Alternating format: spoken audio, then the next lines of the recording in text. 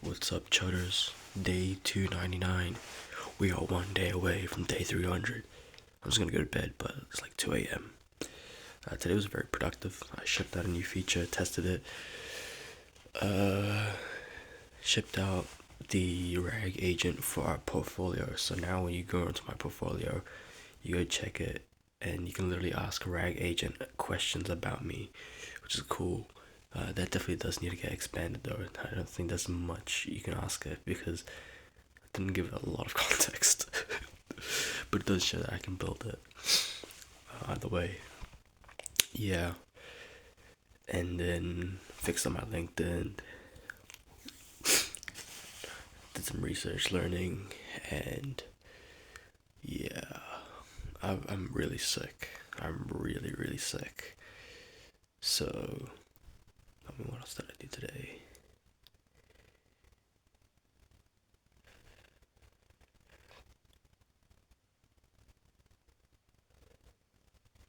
Honestly, testing that workflow, debugging it, the RAG agent took a while, and then I heard a quick review on our GTM system so far, just to clean things up. But then I've been sort of chilling, for from like 6 p.m. onwards. I was just so sick. I watched Transformers, and no, I'm not being okay. That's about to make a joke. Like the movies, it was Transformers. Haven't watched it in years. Uh, yeah, I'm sick, so I didn't work out today. And then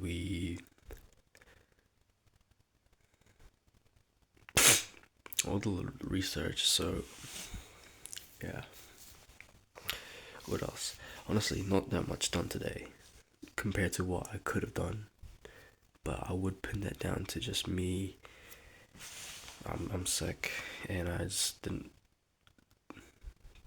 think it would be good to push myself for the whole day. Uh, Obviously, when you're sick, normally you're like, oh, you should take a day off. Nah, well, you don't really get a choice. And if you're legally unemployed, so yeah. Uh, and my sleep has been so bad lately, like really bad. It does not help that sometimes I just go to bed and then I'm like, oh wait, I have some ideas, and I write it down on my phone, and then I do revisit this like later on, but it's like, oh shit, I go to bed thinking about a lot of things. Yeah, um, I'm really tired, and tomorrow's gonna be also pretty hellish because I'm just gonna wake up at my regular time, 8 a.m., and get back onto it. I don't think I'll be any better tomorrow, given how little I've rested, but we'll push on, you know. And then Friday, I honestly don't know, because I actually probably should rest up and like recover well, because Friday I have a another meeting, and also have I could be potentially booked for another shoot. It's a shoot with 7-Eleven, and so if I do get booked for that shoot, anyone from Australia would probably be able to see my face on on the telly. So I'll be on the TV, and I'd say something maybe, but we'll see if I get that. Um, if I do, I should probably just sleep in, or go to bed really early, because yeah, there's still a lot of things to do uh, tomorrow. We didn't get everything done today. I was actually supposed to set up my upper profile, but unfortunately, I still cannot, because the case studies. How it works is you can't put up case studies and testimonials unless, like, you have to request, specifically from people you've actually worked with. So if you have a past case study, you actually have to go back and ask them, and I'm like, oh fuck. Well, it's been a long time in that relationship. Like, the partnership's ended. Don't work with those people anymore. So it's gonna be tough. So, and also I am gonna hold off on Upwork for a while, and the reason being is just because it. Okay, if you hear me out, I'll do some math. If $15 for 100 connects, and you average each proposal is about 20 connects worth. You send out 5, and then obviously, and then you just assume like each proposal has an equal chance of success. So you're just excluding all factors of like, is your proposal good and is your profile good? And so if you're competing against like on average for a decent job would be maybe 40 to 70 proposals, do the math there and then calculate your success, your chance of landing that job, and then how much it costs. You're gonna be spending maybe up to, if I do the math, just think about it real quick, you'd be spending I think over $100 to get a good chance of even landing a job. And then if that job doesn't even pay you like $600, bro, you're fucked. You're losing money. So it's not really a worthwhile investment. I think there's cheaper ways to do it.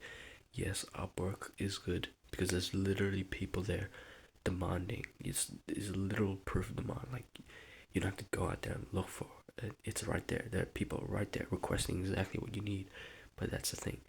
The price you pay to get in front of the people that are demanding your services does mean you're in a highly competitive space, which isn't bad, but it does mean that you can, because the CAC has been reduced for you by the platform, they in turn charge you more because a lot of the acquisition work has been done for you.